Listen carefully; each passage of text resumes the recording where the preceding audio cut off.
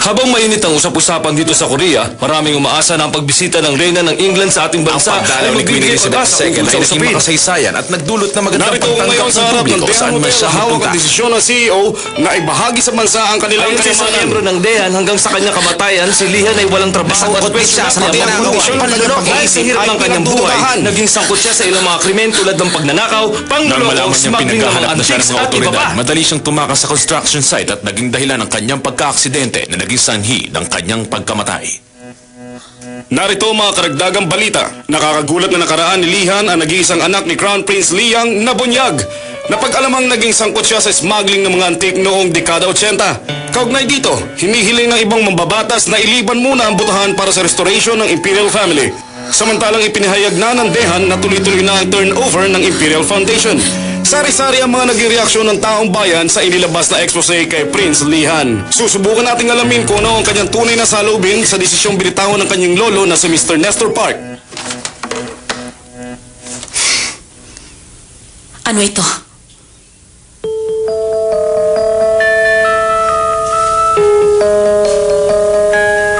Parehong-pareho. Nabasa ko lahat. Yung balita na napanood natin sa hotel. Walang labis, walang kulang. Parehong-pareho sa narinig kong balita. Walang pinagkaiba dito.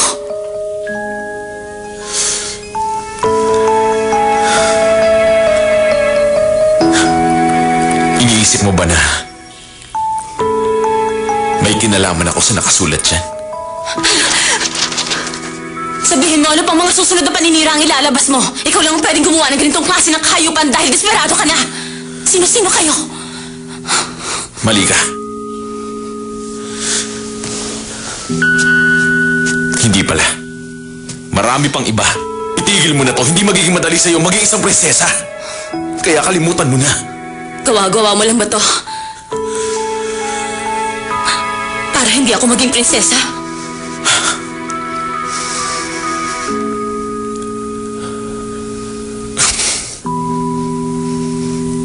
Makinig ka. Totoong nag-alala ko sa'yo nung may sakit ka. Totoo din ang paghingi ko ng tawad sa nangyari sa iyong papa. At higit sa lahat, totoo ang pakiusap ko na kung maaari lang sana, huwag ka nang maging prinsesa. Totoo lahat yun.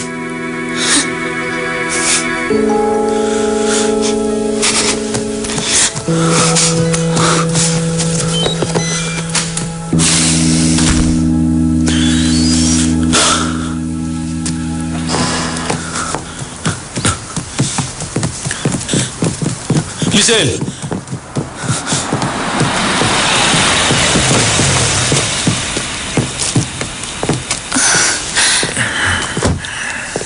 Mr. Sherman. Sorry po. Napunta ako dito kasi po...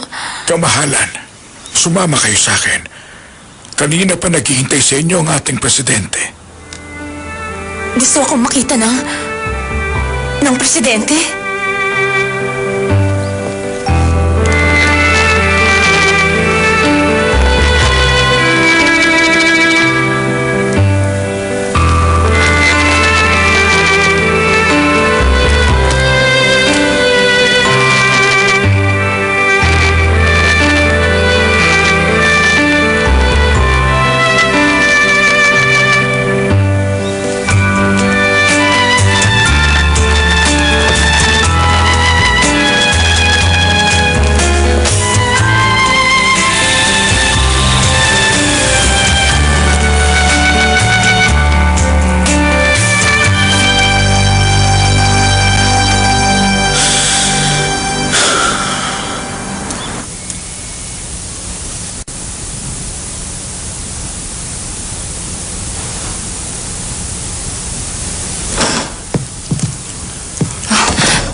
Hi! Nice to meet you. Noon pa kita gusto makita pero hindi ako nabigyan ng pagkakataon. Please have a seat.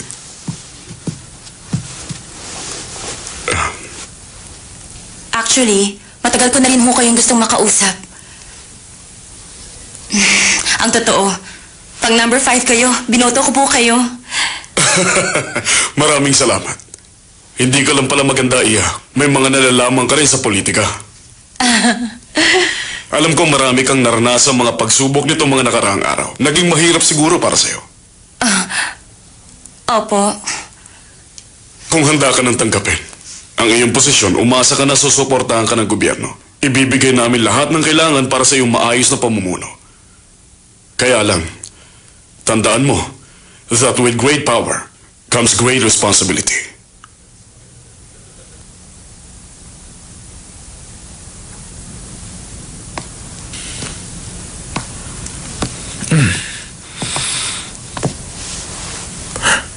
Kamahalan, kailangan na nating bumalik.